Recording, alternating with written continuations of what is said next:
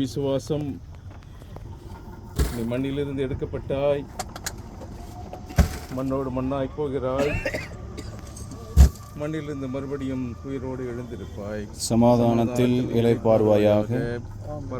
எங்கள் பிதாவே, உம்முடைய நாமம் பரிசுத்தப்படுவதாக. ஆமென்.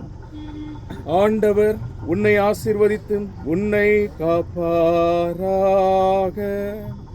ஆண்டவர் தம்முடைய முகத்தை உன்மேல் பிரகாசிக்க செய்து உன்மேல் கிருபையாய் இருப்பாராக. ஆண்டவர் தம்முடைய முகத்தை உன்மேல் பிரசன்னமாக்கி உனக்கு சமாதானம் கட்டளையிடுவாராக.